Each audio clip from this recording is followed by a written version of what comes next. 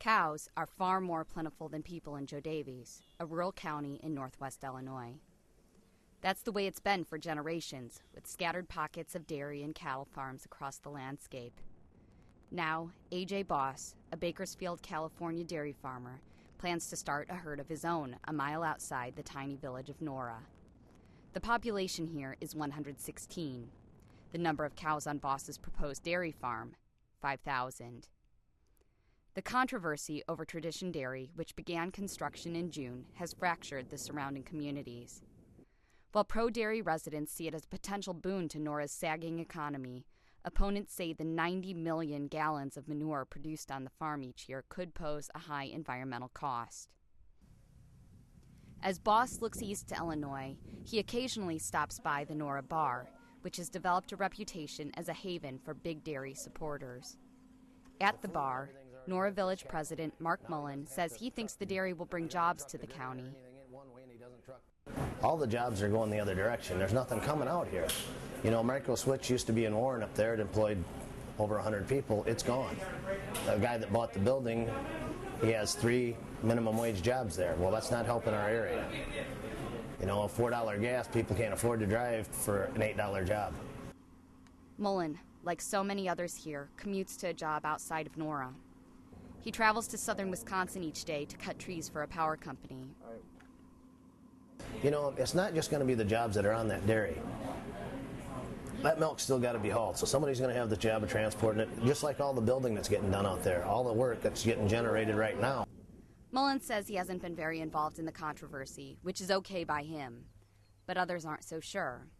They complain, for example, that the Illinois Department of Agriculture turned a deaf ear to local voices when signing off on permits for the dairy. Boss declined several requests for comment for this story. Jo Daviess County board member Alan Kent says he voted against the dairy because Boss did not provide enough information about it. There was nothing to back up anything they had other than just saying we want to build a big major dairy, and that's about it. But I had no facts of how the sizes at that time. We weren't presented with that until right before a county vote. I mean, it was just days. You didn't have a lot of time to look at it. So, you know, information-wise, what I received has been very little. By a count of 11 to 5, the county board rejected the dairy, saying it failed to pass muster of a 1996 state act dictating how livestock facilities should be constructed. But the vote is non-binding, a resolution that is simply passed to the state agriculture department. It's like you don't have a county government voting on this, and when the state can control what they want to do within, why have a county government? Tom Bergstrom, vice president of an opposition group, says the dairy is an environmental disaster in the making. His group, helping others maintain environmental standards, filed a complaint in state court in June, charging that overflowing or leaky waste ponds will pollute area groundwater and nearby Apple River Canyon State Park. The state park is just 4 miles from the dairy site. It is home to bald eagles and more than 500 plant species. I've lived in the area for 37 years, and I raised my children out there years ago. There's cross-country skiing. It's some of the most pristine trout fishing in the whole state right there, plus a river that was labeled as one of the most pristine rivers in Illinois. Bergstrom says the government is putting economic interests above environmental concerns. For some reason, the government has just kind of taken the stance that this is okay. It's the big agriculture thing. We need to be global. We need to feed the world at the expense of the environment of rural America. Back at the Nora Bar, the perspective is very different. Welcome, Boss family.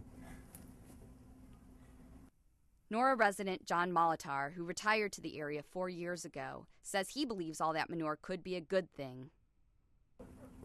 I've been out in California. I drove by them, and there's no smell, no stink.